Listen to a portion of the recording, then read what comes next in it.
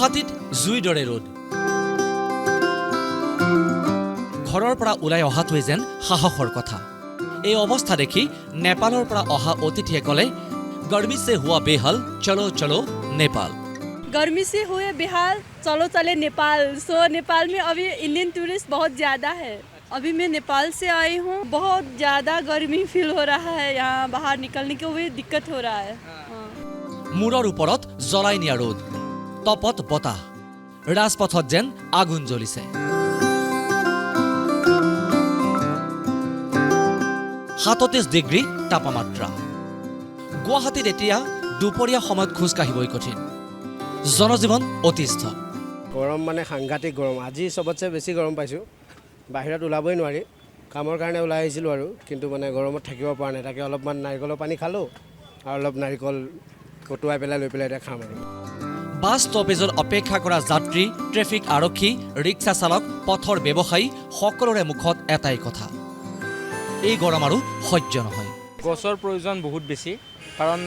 আগতে আমি এতিয়া সৰুৰ পৰা আমি গুৱাহাটী চহৰত ডাঙৰ হ'লোঁ ইমান গৰম আমি পোৱা নাছিলোঁ এতিয়া যিহেতু আপোনাৰ গছ য'ত ৰুব লাগে তাত গছ নাই বৰ্তমান কাটিহে আছে পাৰিলে কাটি আছে কিন্তু আপোনাৰ কথাটো হ'ল কেনেকুৱা এতিয়া গছ লাগে আমাক কংক্ৰিটৰ চহৰ বাঢ়িছে উত্তাপ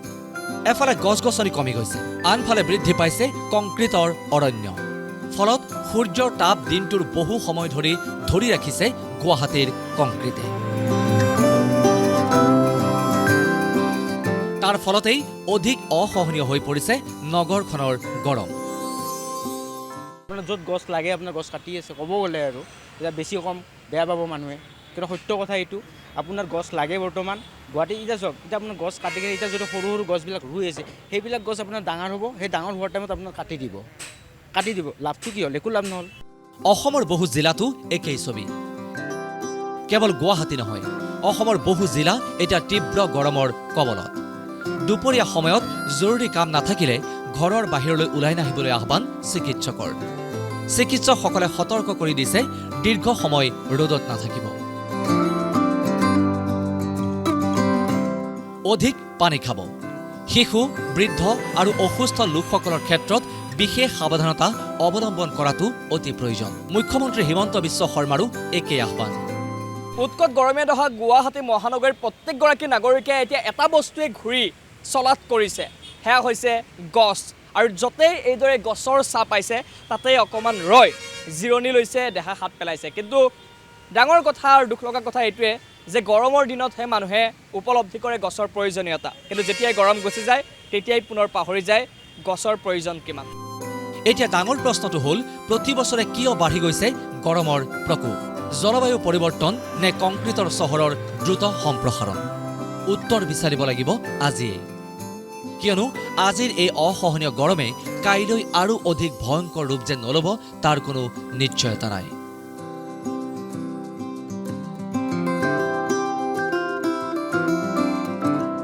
মোৰ হাতত আপুনি দেখিছে এটা দাব কিয়নো